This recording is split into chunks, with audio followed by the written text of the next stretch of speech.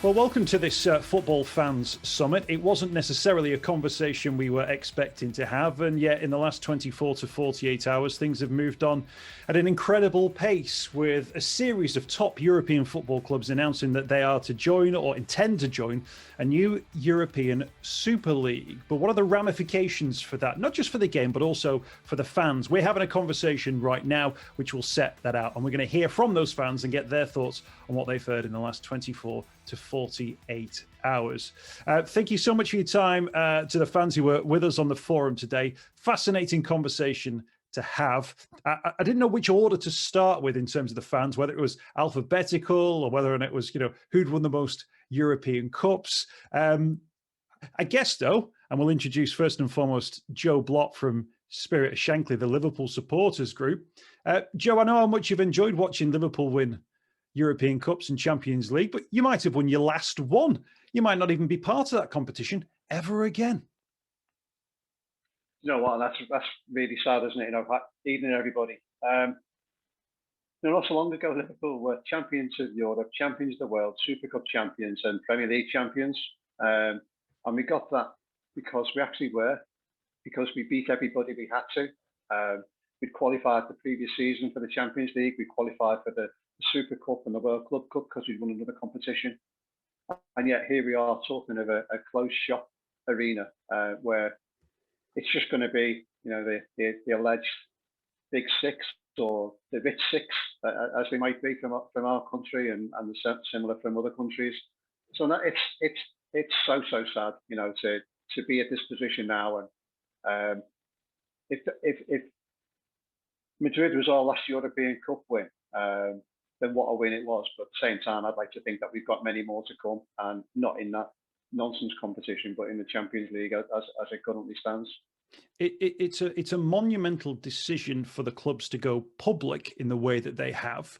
Do you get a sense then, Joe, that from your club's point of view, Liverpool Football Club, this is something they're taking very seriously, that this goes beyond that sort of brinkmanship that we've seen with UEFA over the state of the Champions League in recent years? I do, yeah. We've had conversations with the club over the past 8, 9, 10 months in terms of when all this first started to be talked about, and at the last iteration back in it was in February.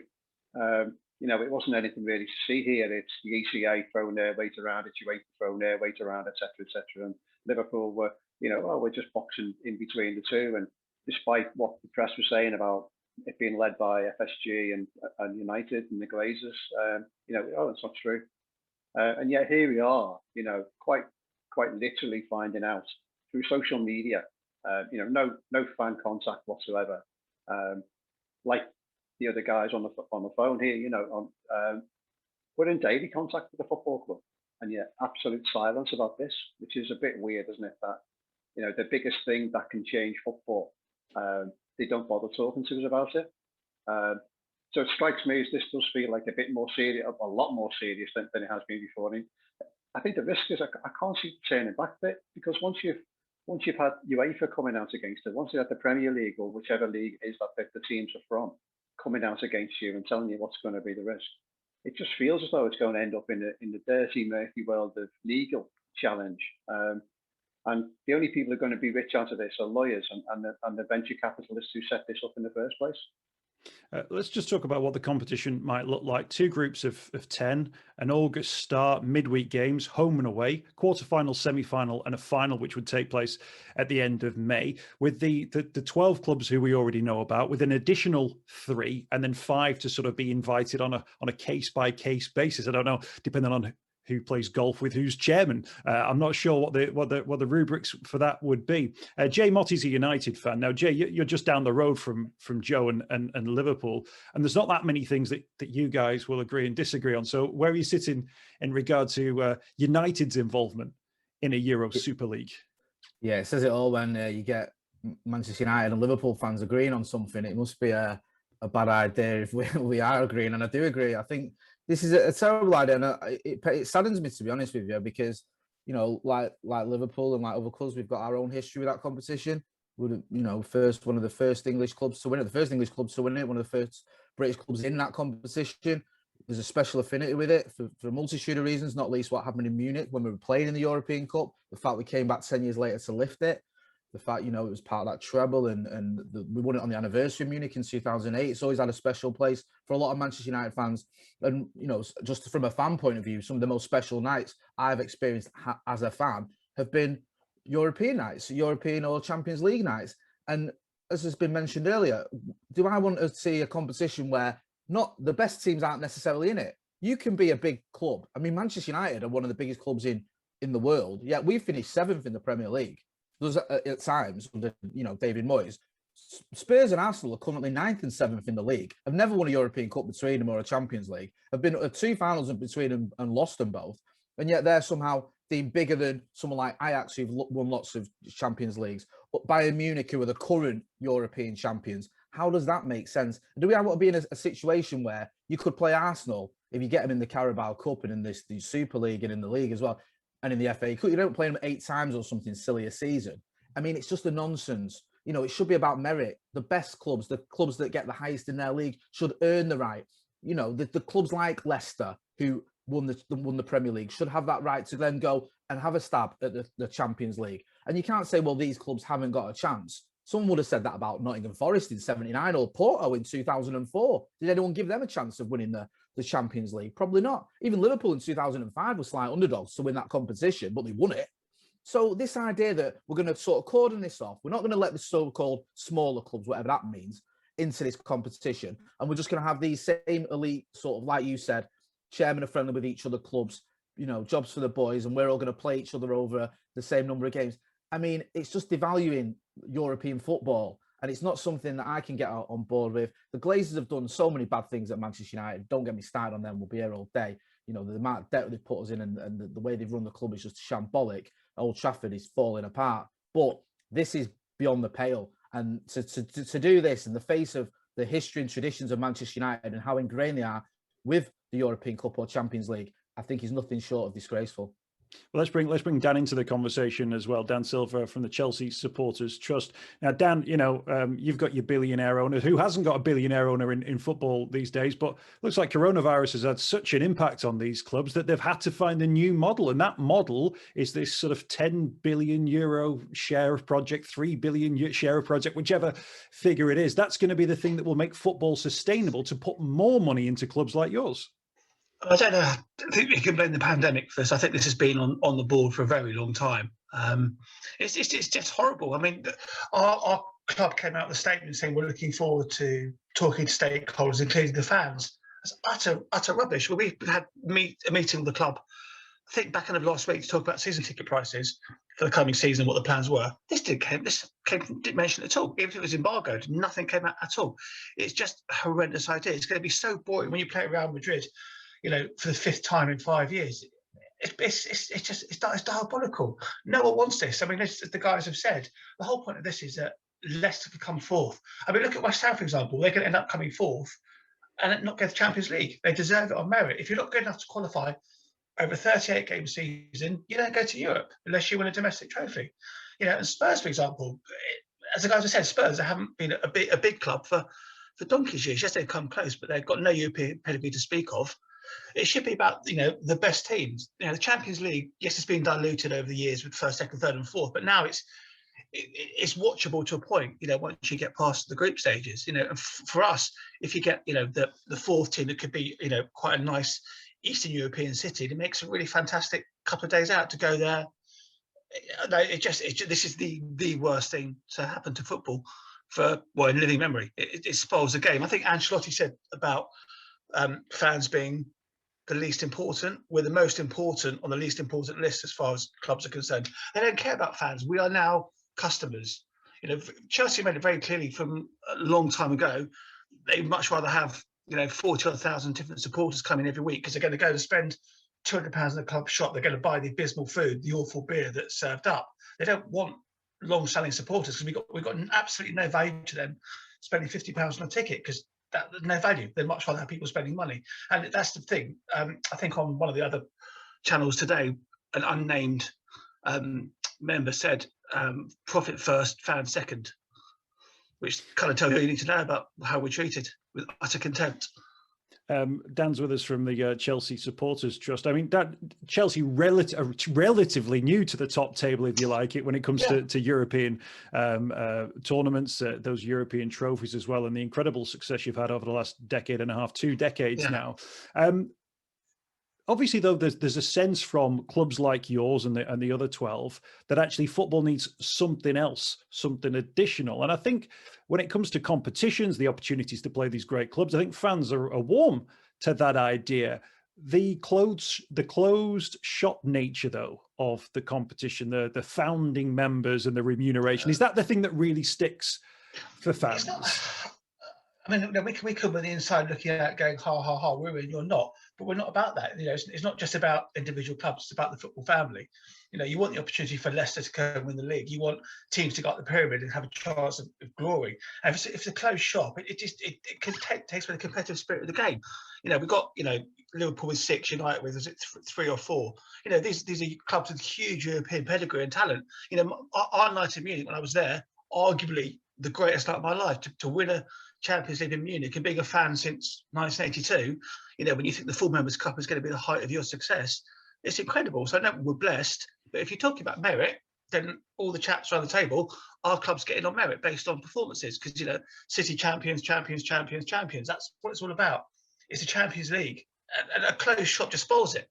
I don't want to play Real Madrid 4 times a season. I don't want to play them. I want to play them once every couple of years. You know, it's the first time in 20 years we played Real Madrid in any competition, and it's exciting. We can't go because obviously the pandemic, but that's exciting. But suddenly, you know, and if, for example, Chelsea lose 5 games and they're bottom of the league, nothing to play for, what's the point? It becomes completely devoid of any interest. At least the Champions League, once you get past the group stages, you've got the knockouts, which is exciting. I mean, you know, watching us, you know, Atletico Madrid, for example, what a great 2 games of football for us. It's exciting. You know, you've got the tense and the nervousness going on. That's what football's all about. You know, we've seen through the pandemic how not having fans in stadiums completely changes the whole landscape of the game. You know, football needs fans. You know, it's soulless without us. And going down this route and miss a pandemic, timing, I think, is absolutely awful with, you know, clubs further down the pyramid struggling. It's a pure money grab. That's what it is. Hi, I'm Kerry. I'm an Aston Villa fan. I'm 100% against the formation of a new European Super League. I think it's another attack on the so-called working man's game, another opportunity for revenue, you know, at the expense of pricing the true fans out. It creates an elitist closed shop, a billionaire's boys club, if you will. And frankly, it's a disgrace. I mean, if I was a fan of one of the clubs involved, I'd be really gutted. Even the timing of the announcement to me, you know, so late at night signifies the club doesn't really care about the fans at all. I wouldn't want to be any part of it. I'm Linda, Newcastle United supporter, 100% against the European Super League. There is nothing about this initiative that does anything other than redirect precious finances from ordinary fans into the hands of some very rich people that care not a jot about community, not a jot about grassroots football, are not interested in you going along to your local football club and watching live football. They are quite simply wanting to take your money, take their influence and entice you to sit around a telly midweek, week in, week out and watch the same 20 teams play. There's no such thing as competition. It's an absolute disgrace.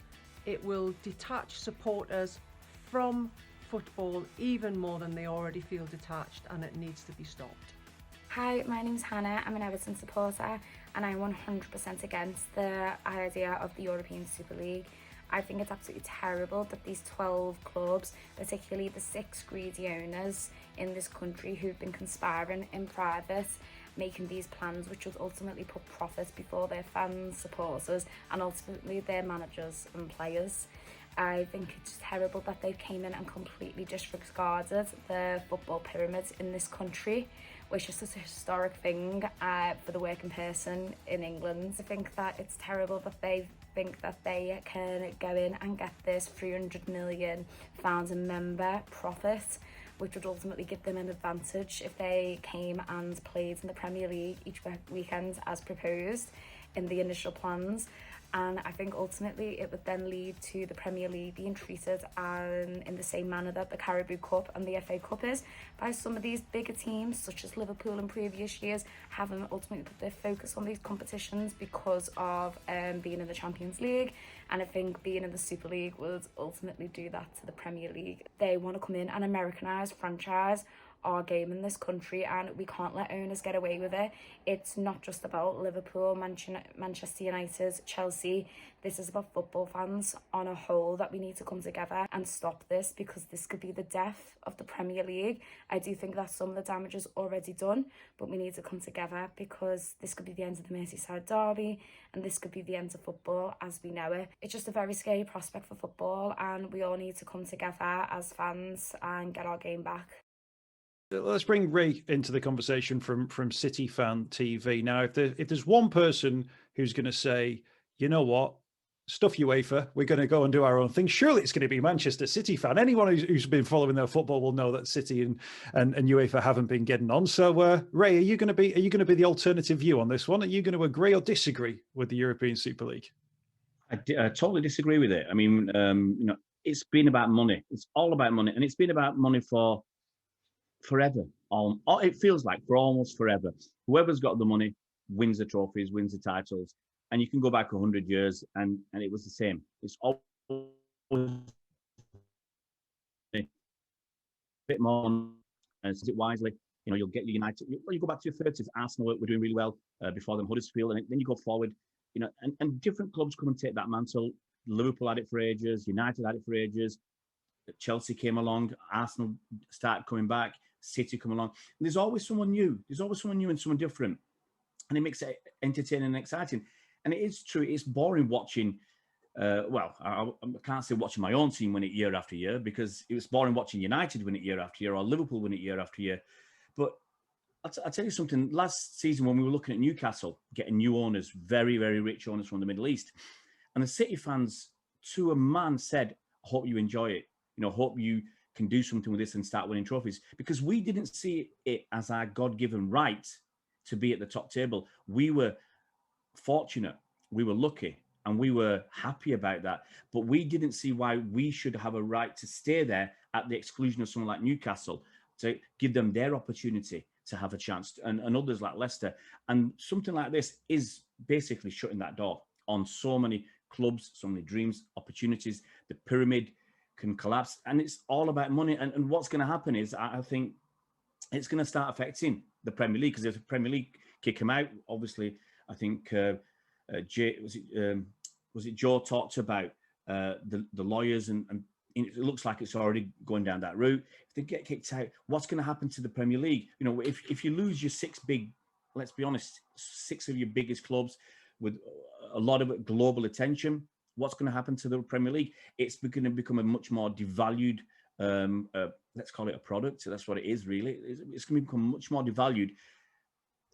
Broadcasters aren't going to pay the same sort of money around the world and in England. And then there's going to be less money for all the other clubs. They'll have to tighten their belts.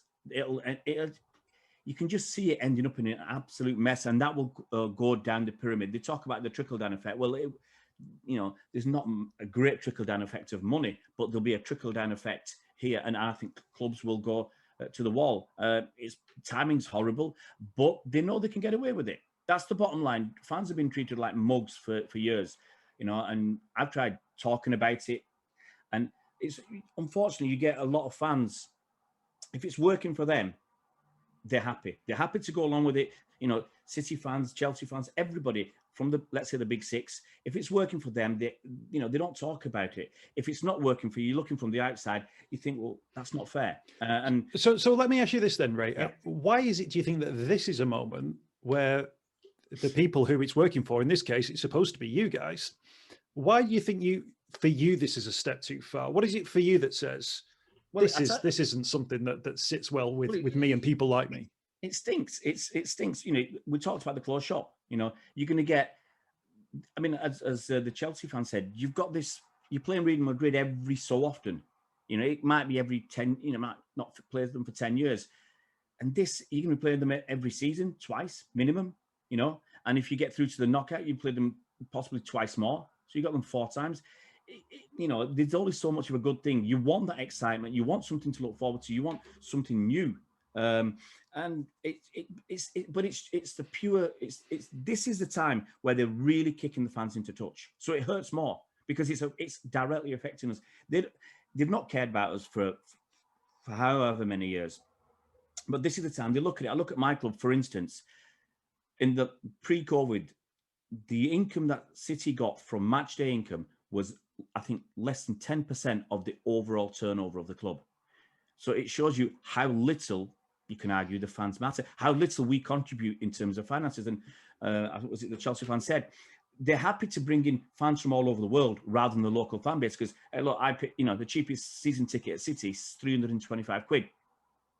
Okay, that gets me to 19 league games. If they sell those individual tickets for £60 each, they're going to get a lot more. They're going to get pulling nearly £1,200. Now, that's what they would prefer to do. That's the preferred model.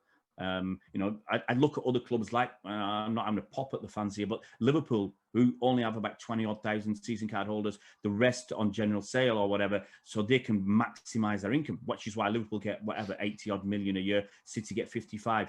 And that's how it's done. So they're exploiting the fans anyway. They want these new fans. They want the armchair fans. The local fans don't matter.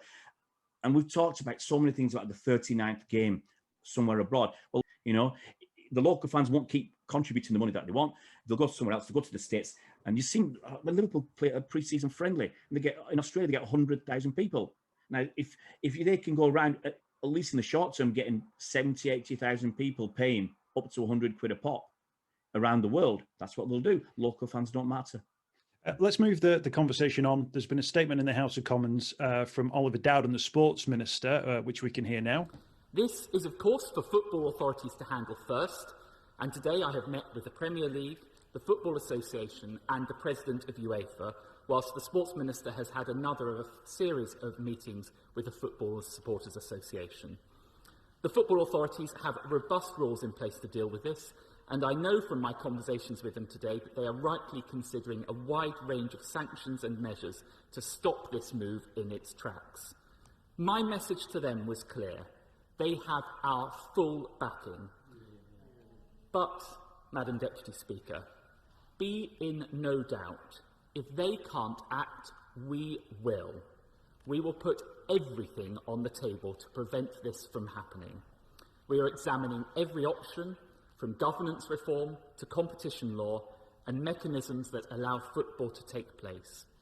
Put simply, we will be reviewing everything the government does to support these clubs to play. I have discussed these options with the Prime Minister this morning, and we are working at pace across government and with football authorities. I want to reassure this House of a very robust response. We will do whatever it takes to protect our national game.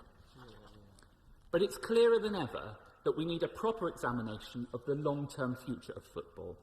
To many fans in this country, the game is now almost unrecognisable from a few decades ago. Season after season, year after year, football fans demonstrate unwavering loyalty and passion by sticking by their clubs. But their loyalty is being abused by a small number of individuals who wield an incredible amount of power and influence. If the past year has taught us anything, it's that football is nothing without its fans. And these owners should remember that they are only temporary custodians of their clubs, and they forget fans at their peril. That's why, over the past few months, I've been meeting with fans and representative organisations to develop our proposals for a fan-led review. I'd always been clear that I didn't want to launch this until football had returned to normal following the pandemic. Sadly, these clubs have made it clear that I have no choice. They have decided to put money before fans. So today, I have been left with no choice but to formally trigger the launch of our fan-led review of football. The review will be chaired by the Honourable Member for Chatham and Aylesford and will be a root and branch examination of football in this country. It will cover the financial sustainability of the men's and women's game, governance and regulation, and the merits of an independent regulator. So that's the Sports Minister, Oliver Dowden, speaking in Westminster in the last 24 hours. Let's hear from the other side, if you like, on this one, from the Labour Party's Alison Mcgovern, who is the Shadow Minister for Sport, and she joins us now. Ali, thank you for your time. Hi, Mick. It's been quite a difficult couple of days. It's been a really, really interesting last 24 to 48 hours, to say the least. The government have promised this fan-led review of football. That's finally coming football's way. And the government being quite overt in their condemnation of this Super League idea in general. Can we first talk about the Super League idea as a general idea? You're the Shadow Minister for Sport, but you're also a football fan and a Liverpool fan as well. What's your personal take, first and foremost? It's not proper competition, is it? That's the problem. I think that when you are involved in football, when you watch it, you know, the thing that makes it truly magical and exciting is the upsets. And I think this is a proposal that will really, really damage that. And that's the central problem.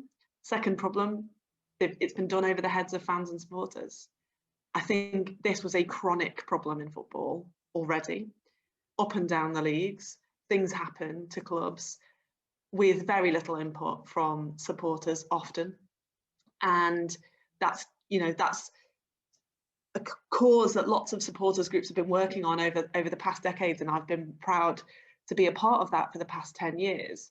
I think this is like the latest and worst example of that culture where, you know, decisions in football are just taken over the top of everyone's heads, and then you have to sort of mount a protest to get people to listen, rather than supporters being, for example, on the boards of football clubs, able to, you know, push clubs in the right direction, able to maintain that absolutely iron link that there should be between the interests of those who watch and love the game, those who play the game at the grassroots and elite level, and those who are running it. And so this is the worst example of why, you know, that relationship is wrong and has needed reform, to be honest, you know, probably before and since the creation of the Premier League. So for me, this is like a really, really, really bad example of a thing that has been going on for far too long. Labour's last 3 manifestos all put reform right in the centre of what we wanted to do in sport. The Tories, you know, caught up in 2019. And since that election, really, I've been pressing them to bring forward this review. I only wish they'd got the review underway before this had happened, because then we'd already have a framework that we could work on to try and stop it. However, better late than never. But we've got a lot of work to do over the coming weeks. I mean, does the fan-led review essentially come too late, that decisions appear to have already been made, that clubs who don't appear to necessarily be breaking the rules by deciding that they want to join and set up their own club, can go about creating this Super League now? I hope it's not too late, but I do worry about that. And I also think that, you know, there's lots of ways in which clubs have not had sufficient financial transparency. For example, I've written to the Competition and Markets Authority overnight, and they've confirmed today that they'll, you know, accept my request for them to look at it. They, you know, have responded to say that they're taking it very seriously, which is good. But again, we've been talking about financial transparency for a long time, and I think this shows again why we need that. I think a lot of people right now are angry and distressed by this. I've had people messaging me to say that they can't sleep. The fact is, we have to take that anger and that distress and we have to do something with it. And the thing that I would like to do is to legislate and to say, everybody knows football is not a business like any other. So let's make the law say that as well. That's what I would like to do. So let's all work together and do that and turn this horrible situation finally into positive change. Clubs have in the past, and major clubs have in the past, made sort of PR gaffes and missteps in the way that they talk about fans and brands and all that. Do you sense, though, that from this, though, and you talk about, you know, the fans who can't sleep there, that this appears to have gone beyond what's happened before? And actually, because there's this gang of 6 or the gang of 12 who've sort of gone with it, that it's not just one club making a mistake. This is a concerted effort to try and do something which protects these clubs over a period of time, that prevents them from having any form of relegation? And as a fan, is it more fundamental, the mistake or the slip that has been made or potentially made here? Yes, because of the scale of it. But I would say in the past 10 years, I've worked with a huge number of fan organisations in the past year, mainly on delivering food parcels to people in the community. Fan organisation, their work to support older supporters who have been suffering during lockdown with dementia or other things. And they'll always fight and they'll always campaign. I think in a way, I feel like the clubs had, up until this point, been responding slightly better and trying to understand fans and supporters slightly better, which makes this so much worse. I almost feel like, that it's devalued all of that, and it's very hard to take for that reason. But as I say, if people feel strongly out there about it, let's do something about it. Let's not just sit in our anger and distress. Let's get on and do something about it. Let's make change happen. Let's make that legislation happen. Because in the end, if the legacy of this is positive change, then let's make that good thing happen. What might that legislation look like? So there's lots of things that have been suggested. Actually, lots of MPs have brought forward private members' bills previous to this situation. Only recently, Helen Grant, who's a Tory MP, ex-sports minister, but with the support of cross parties in all the parties in Parliament and other ex-sports ministers, she brought forward a bill about having an independent regulator, which I think would be a good thing. But I think we need to go further than that. Labour has previously supported, giving supporters rights, in terms of access to boards and that kind of thing, which is another thing that I think should very much be on the table. And finally, lots of people have talked to me over the years about the German model and how that works to put fans at the centre of the way that the sport is run in Germany. The Prime Minister said, I think Oliver Dowden said that they had newly discovered it. Well, what is it? More joy in heaven for the sinner that repents. Now, if they're on board with that, then I would say let's look at that too. The main question for me is let's not just see this as stopping the thing that we don't want. Let's try and create the kind of football governance that we actually do want. Let's make it a positive choice to have the kind of football governance that we actually want. And if this is what it takes to get it done, then let's do it. Joe Blott, a Liverpool fan from Spirit of Shankly, listening there to Oliver Dowden. There'll be a fan-led review of football. The government have been promising it. I think the Labour Party going into the last general election had called for that as well.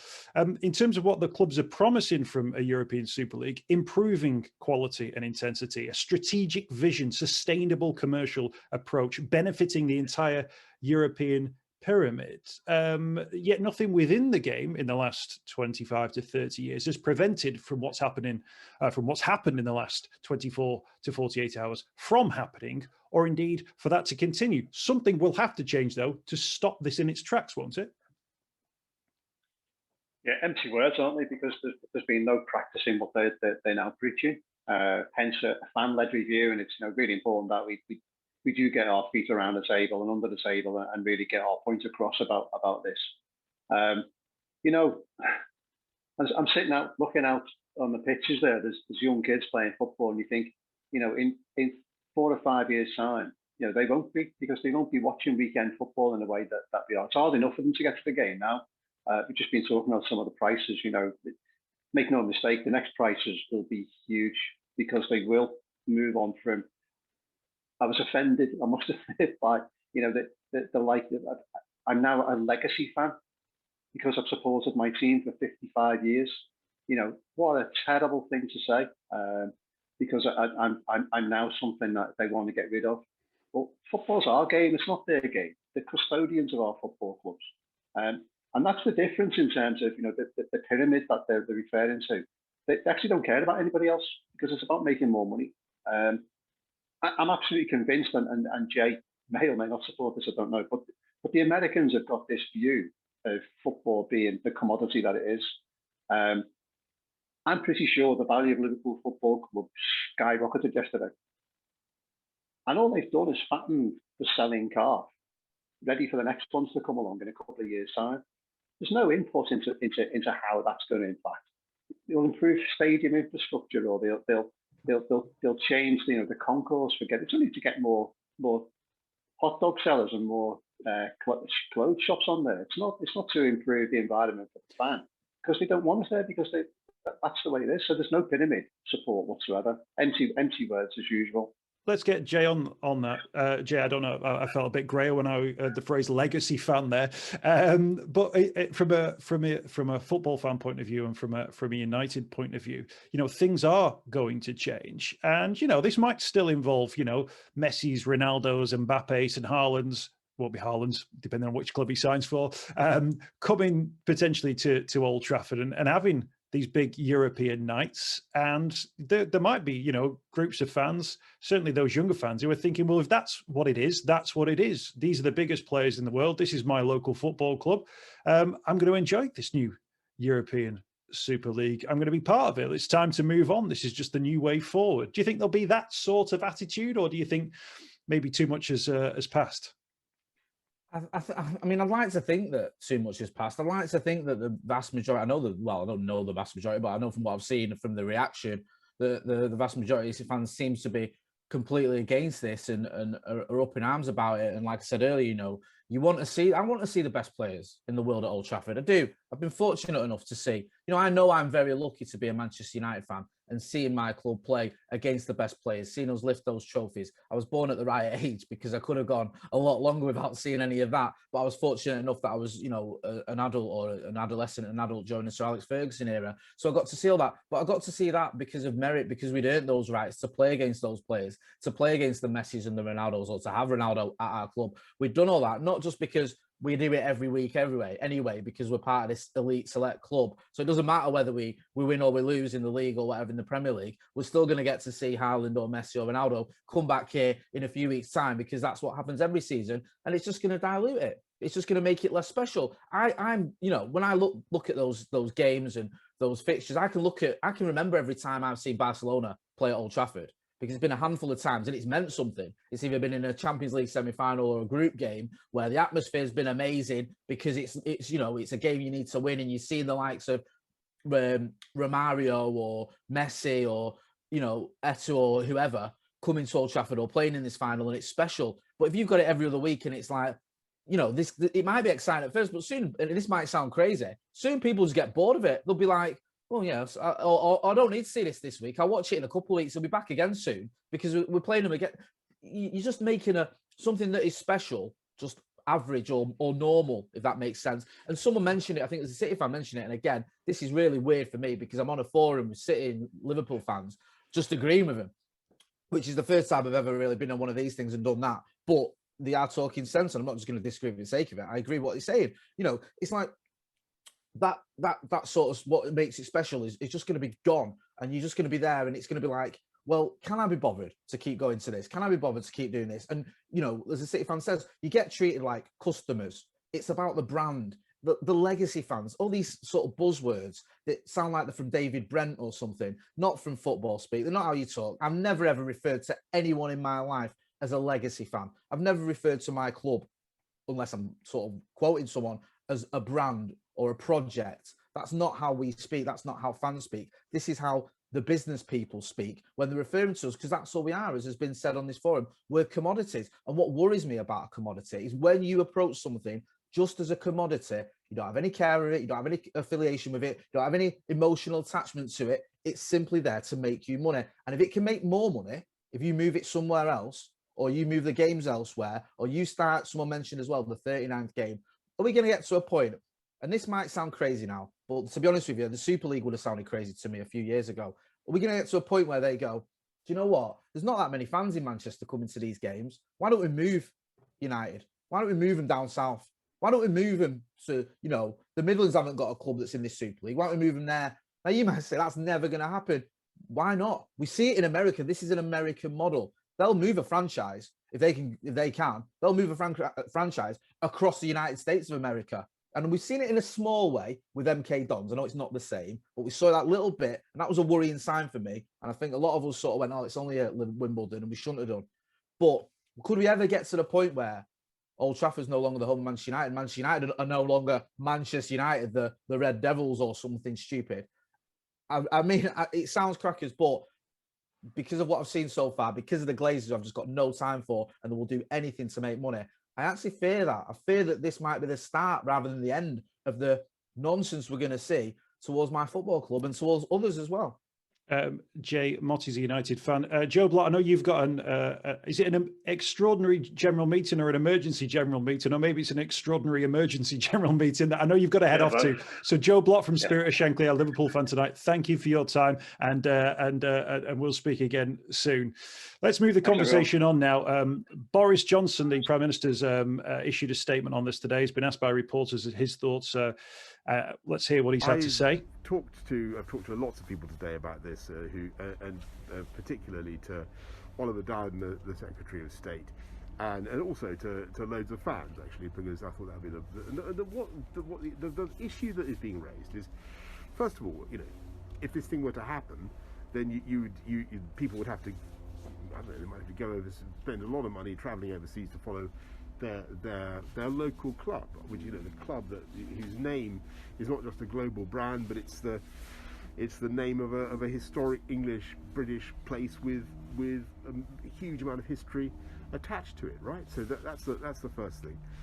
The second thing is that the proposal does seem to involve sucking an awful lot of cash into a particular group of clubs and making life perhaps tougher for the other clubs, and taking out the possibility of there being giant killer moments which are, make football so exciting and give such hope and encouragement to fans up and down the country. So basically, it doesn't seem to me to be a very good idea from the point of view of football or fans. And we're going to work with the FA, with the Premiership, with UEFA, and see where we get to, because we don't think this is the way forward. Well, let's move the conversation on now. We're hearing from fans of the Big Six about the European Super League plans. Let's bring Jim Johnson into the conversation. Jim is a lifelong Gooner. Jim, it's a conversation and a half, and really interesting points are being raised about this. How inevitable do you think this is now in terms of the plans as they sit at the moment, and the weight of instant reaction, which appears to have gone against plans for European Super League? I immediately thought, well, whatever happens this day was going to come, right? So Arsene Wenger talked about, I think as far back as 2009, he was asked about a European Super League, and he said, I think it will happen within the next 10 years, or certainly the mooting of it. But, we've been talking about European Super Leagues for as long as I've been following football, and I've been a football fan all my life, and I'll be 50 in a couple of weeks' time. So that's a long, long time, and I've got a long memory. But I do think that the position of the 12 is very much a political position. I think the timing, and I'm sure this has been discussed elsewhere, but I think the timing was deliberate because of the expansion of the Champions League announcement, and I think it's very much a kind of a stake your position in the ground. I don't think the European Super League will happen. I certainly don't think it will happen in this format. But if you're a business person, and there's been a lot of talk, hasn't there, in the last 24 hours about money and about greed and about those kind of things. What's driving this position of the 12 is a greater access to revenue and those kind of things. It's purely business decisions.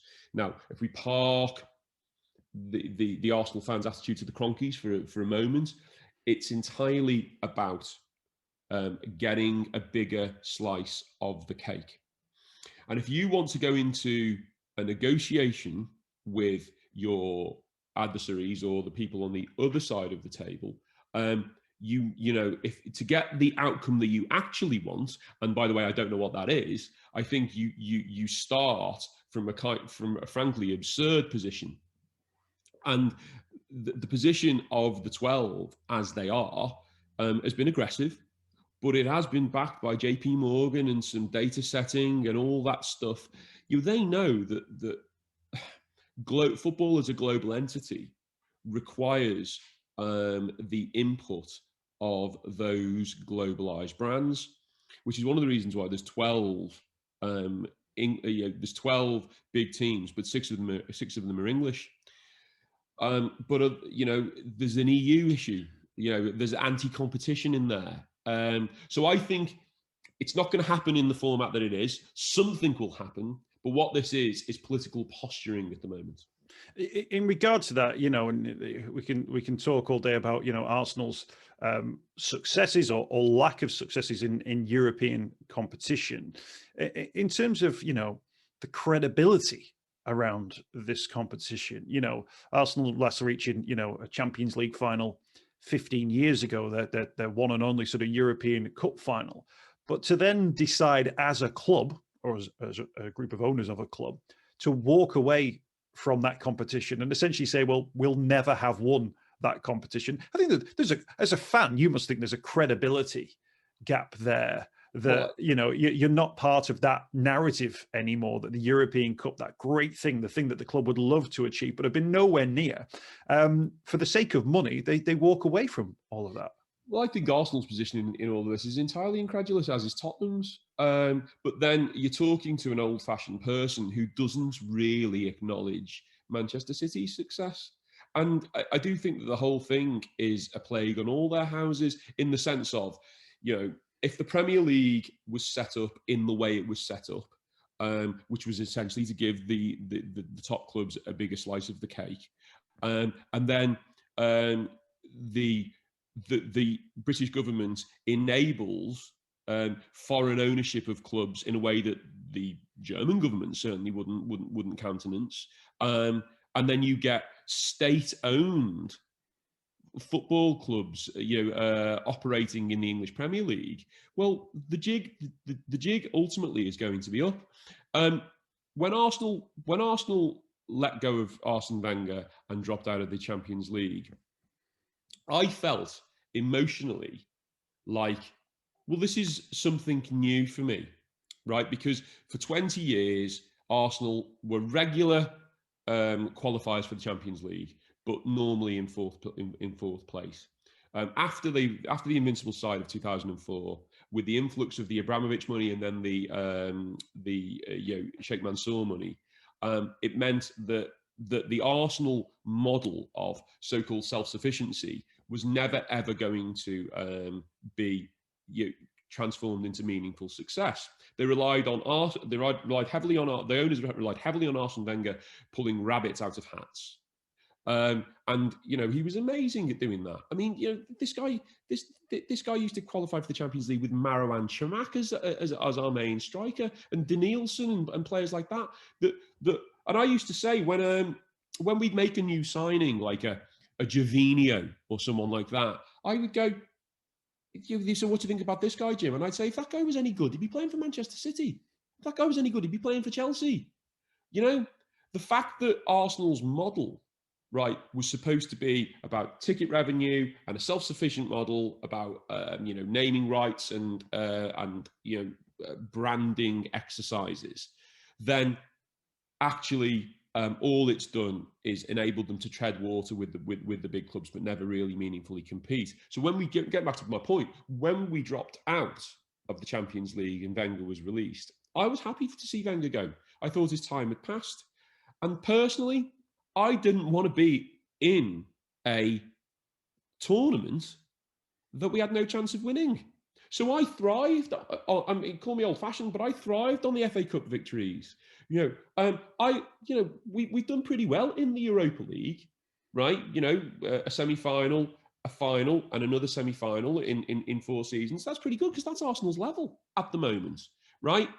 But because we are the 8th richest club in the world, we can somehow afford a position at the top table of world football.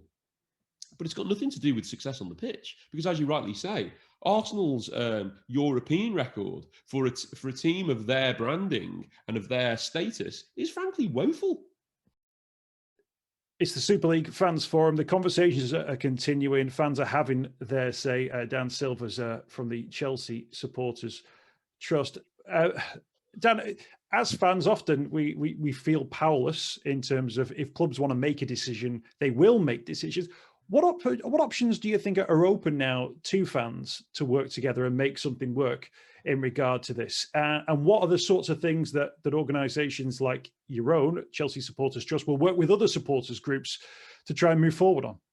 Yeah, I mean, that's $1 million question. I mean, we've had a year of empty stadiums, and our biggest fear is if we do a mass boycott, that's going to sell the tickets to, you know, the tourist fans. It's really hard. We've had in the last 24 hours, we've had a 50% increase in paying members for the trust, which is unprecedented numbers of people coming on board. So this is really hit a nerve with a lot of supporters. I think the utter disdain that this has come with has probably shocked, I'd imagine has shocked the clubs, because they were expecting some pushback, but this is catastrophic from their perspective. I mean, I think one of the directors said this is a nuclear football war, but I've not seen one person think anything positive about this. So we've got to keep banging on the door and saying, we don't want this, we don't want this. And then you've got the brands that might be associated with it, but they're going to be thinking, well, wait a minute, do I want to be associated with this? You know, look at the absolute hate this is doing. It's not great for, you know, a brand wants to sponsor this supposed Super League when it's just absolutely derided. Then you've got the TV rights. Again, that's the issue. You know, are they going to go to perhaps, you know, UAE like beIN Sports, who probably don't really care? They're going to pay for it because I've said it. It's hard because if the fans are being marginalised, ultimately we're dealing with big businesses, and we're just we're an annoyance for them. But we can make ourselves heard. Let me ask you that then. Do you think that football, the success of the Premier League, or the success that we're told of that the Premier League has actually created this scenario whereby you could now have fans within their local area, even within the country, that aren't interested in a sport, but as long as the selling rights are there to the Far East, as long as the selling rights are there to other parts of the globe, you've still got a product that you can make money from? Yeah, I think that, because I think that you've got a lot of supporters, you know, a bit of a generalisation here. They tend to be fair weather supporters. They may be Chelsea fans for 3 to 4 years, and suddenly Chelsea have a bad season, and they jump on a Liverpool bandwagon or a City bandwagon. They're not what we call loyal supporters. You know, I was brought up to be Chelsea, and I wouldn't change my allegiance for anybody. I'm sure, you know, you just don't do it. It's in your blood. And I think you've got certain fans who probably don't have the affinity with the club, and they're quite happy just to sort of flip-flop between different clubs just because they like the game as opposed to being a supporter. Listen, I mean, the Premier League has been very good for a lot of reasons, been very bad for a lot of reasons, and it's the whole thing started with, you know, scheduling the TV games over Christmas, giving, like, you know, Newcastle down to Southampton at down on New Year's Day. They don't care about supporters. We've, as Chelsea, you know, badgered the broadcasters for, you know, fairer kickoff times and, you know, bearing in mind travelling times, but they don't care. They just do it. But we need to make a stand, a huge stand. And I think where do we go? This is, you know, we've got various chats going on with the trust now about what we can do. We're going to put some stuff out later about increasing membership and so on and so forth. And I think reading between the lines, seeing on different forums that, you know, not everyone at the big levels of this club are completely convinced about this. I believe that City and Chelsea weren't particularly in favour of it, but based on the cash cow, they kind of jumped on board. You know, there was quite a lot of stuff going on. I think one of the respected journalists, might be Miguel Delano, I don't know for sure, said that City and Chelsea weren't entirely in favour of this, but the financial risk is so much so that they had to jump on board. And we'll see. I mean, again, it only takes one club to think, you know what, it's not worth a backlash. You know, for me, we're in an FA Cup final, Champions League semi-final, same for the City. And, you know, if we're kicked out now of the Champions League at this stage, it'd be heartbreak, coupled with what's going on with this Super League. And let's just mention, by the way, Karl-Heinz Rummenigge at Bayern Munich, Ray at Manchester City. He said he doesn't believe it will solve the problems of the game. Football should work together to ensure the cost structures are sustainable. For you, Ray, at City Fan TV, how do you see the next few weeks, maybe hours, maybe days, maybe weeks? How do you see them playing out between those clubs, UEFA, and then a way forward through all of this? Because football will continue in some way, shape or form, but we don't quite know what that's going to look like now, do we? Well, personally, I think it's going to be if fans are boycotting or protesting, the new Super League are going to look at it and it's back as a short-term pain, because for them, it's a longer-term project. It's a long-term gain. As I said, they don't care about the fans. They care about the money. And the money is huge. What's on offer is huge. That's why you've had clubs like City and Chelsea allegedly looking at it and saying, well, we're not so sure, we're not so keen. But they know they've got to get on board because they don't want to get left behind. If you get left behind and you're not one of those founder clubs, you're left in the Premier League without those other big four clubs, you got a spot of bother there because, as I said, the financial model is going to potentially collapse in the Premier League. Where's your money coming from? You saw that United, their share price went up $250 million overnight, and that's they're looking for. They eliminate risk. The owners, they want to eliminate risk by getting a constant stream of income.